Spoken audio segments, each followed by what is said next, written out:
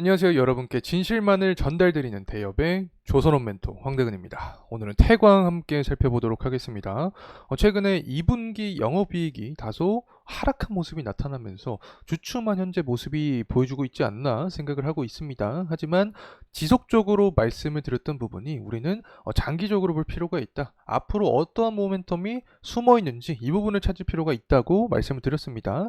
일단은 대선 전에 본격화되는 이 전쟁 확산론이 부각이 되고 있는데, 이렇게 악화되는 모습이 나타난다고 하면 태광 같은 기자재 업체들에게는 호재로 작용이 될 수 있다고 설명을 드렸죠.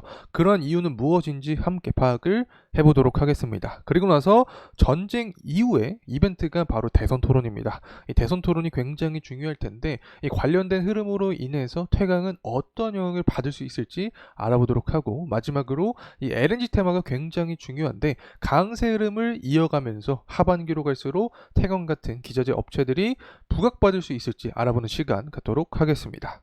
우선 태광의 현재 동향을 좀 파악을 해보도록 하겠습니다. 24년 4월 달을 기점으로 해서 주가의 상승세가 나타났다라고 설명을 드릴 수 있겠는데, 사실 태광 같은 경우에는 제가 24년 상반기죠. 이때부터 말씀드렸던 기억이 납니다. 아마 기자재 업체들에 대한 순환매가 불 가능성이 높다. 그리고 조선 강세론이 이어지고 있기 때문에 성강밴드나 태광 같은 23년까지 실적이 좋았던 그런 기업들이 시장의 부각을 받을 가능성이 있다라고 설명을 드렸는데, 유효하게 작용이 되었다라고 설명을 드리고 싶습니다. 자, 7월 26일을 기점으로 해서 사실상 기술적으로 봤을 때 과매수 구간에 돌입을 했죠. 그래서 현재 구간 가격 조정과 기간 조정이 지속적으로 나타나고 있지 않나 생각을 합니다. 이렇게 주가 자체가 하락을 했기 때문에 악재 관련된 이야기도 나와주고 있고, 실적의 하방 압력도, 실적의 하락세도 주가의 하방 압력을 작용했다고 생각을 하고 있습니다.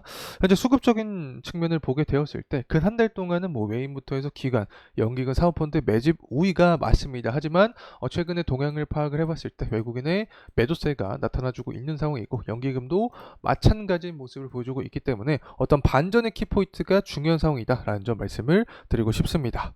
이러한 반전의 키포인트는 제가 금일 영상을 통해서 말씀을 드릴 예정이 있으니까 집중해서 시청해 주시면 감사하겠습니다. 우선 태광 같은 경우에 2분기 실적 자체가 좀 하락한 모습이 나타났습니다. 증감률을 보게 됐을 때 다 마이너스가 기록이 되고 있죠.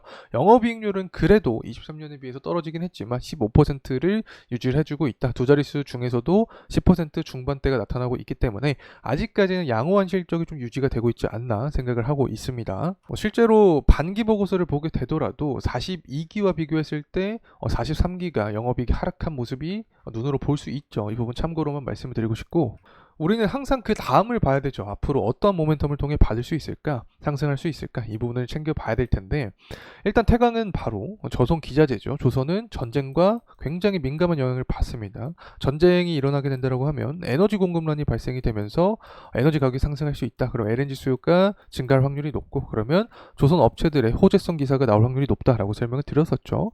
현재 시리아에서 군사 고문으로 활동하던 이란 혁명수비대 장교가 공습으로 숨졌다라는 이야기가 나와주고 있습니다.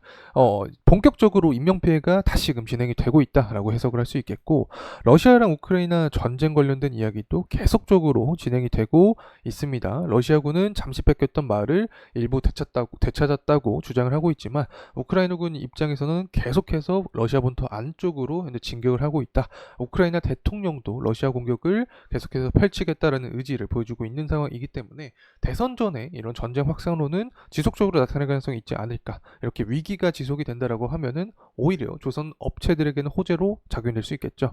특히 전쟁이 끝나더라도, 이 전쟁 이슈가 잠잠해지더라도 9월 달에 또 대선 토론이 있습니다. 여기에 대해서 한 가지 또 말할 게 있는데, 현재 지지율이 트럼프가 밀리고 있죠. 근데 토론에서 우위를 가져간다라는 이야기가 나와주게 되면 조선 사이클에 대한 붐이 다시금 불 수 있다고 생각합니다. 첫 번째는 이 LNG 규제를 지금까지 해왔는데 이 부분을 폐지하겠다. 트럼프가 전통 에너지를 강조를 하죠. 때문에 이런 공격이 나오는 거고, 또 다른 것은 바로 무역법 관련된 이야기입니다. 바로 중국의 철강 업체에게 관세를 부과하겠다. 그러면 다시 말하면 한국의 이 조선 업체들이 수혜를 입을 수 있다라는 반사익 관점에서 기사가 나올 확률이 높다고 생각을 합니다. 그러면 24년 말기로 갈수록, 24년 12월 달로 갈수록 관련된 조선의 긍정적인 이야기가 나올 확률이 높고, 특히 태광은 LNG 관련된 이야기가 나오면 더욱더 가파른 모멘텀을 받을 수 있죠. 2040년 이후로도 글로벌 LNG 수요는 50% 이상 증가할 것으로 전망이 되고 있습니다. 일단 조선 산업 내에서 LNG가 바로 하이브리드 단계에 있습니다. 이 부분에 의한 모멘텀도 꾸준하게 나올 확률이 높고 AI 관련해서 전력이 부족하니까 신재생부터 원전 더 나아가서 가격이 싼 천연가스에 대한 수요가 증가한다라는 논리로 LNG 수요는 증가할 수밖에 없다고 생각을 합니다. 그래서 한 번씩 LNG 관련된 강세 흐름이 나타나면 태강 역시 주가의 상승세가 나타날 수 있고 최근 들어서 다시금 뭐 천연가스라던가 유가라던가 상승세가 나타나주고 있는 모습이 나타나고 있습니다. 일단 지금까지 공통적으로 하락했던 구간에서 원인을 찾아보면 바로 침체 우려가 컸죠. 수요 부진에 대한 우려감이 자리 잡혀 있으면서 원자재 가격이 하락했다. 이 부분이 LNG 모멘텀을 제한을 했는데 이제 다시 수요 부진에 대한 우려감이 해소가 되면서 이렇게 상승세가 나타나고 있습니다. 특히 전일 같은 경우에 소매 판매가 예측치보다 높게 나왔죠. 그러면서 침체 우려감이 해소가 된 거고 신규 실업수당 청구 건수도 둔화된 모습이 나타났습니다. 경제에 우호적인 어떤 흐름이 나타나고 있다고 해석을 할 수 있겠죠. 심지어 이러한 기세를 8월 22일까지 유지한다라고 하면은 제조업 지표가 살아날 확률이 높다고 생각합니다. 그러면 기름에 대한 수요도 증가를 하고 천연가스 수요도 증가를 하면서 전반적으로 LNG 모멘텀은 더욱더 가파라질 확률이 있다라고 개인적으로 생각하고 있습니다.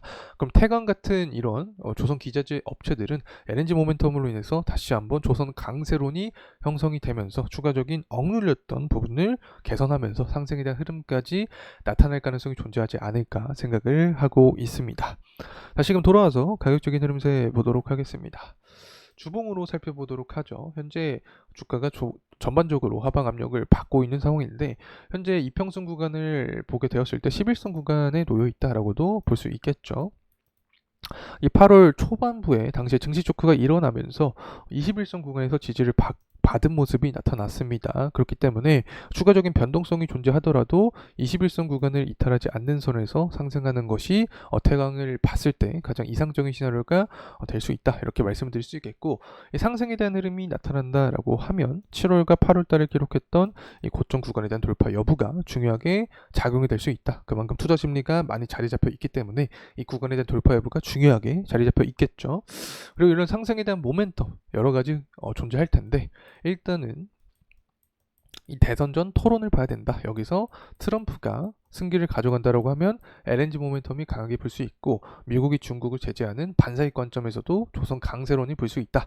이렇게 말씀을 드릴 수 있겠고 하반기로 갈수록 밸류업이 있죠. 또 이 태광 같은 경우에는 주주환원 정책을 현재 생각을 하고 있습니다. 영업이익률이 상승하면 그에 따라서 배당도 지속적으로 성장시킨다라고 IR 담당자가 직접적으로 이야기를 해줬기 때문에 하반기에 정부의 밸류 프로그램에 맞춰서 비슷한 흐름이 나타난다고 하면 추가적인 상승 동력까지 받을 수 있게 되지 않을까 생각을 합니다. 자, 이상으로 태광에 대한 영상 마무리하도록 하겠습니다. 감사합니다.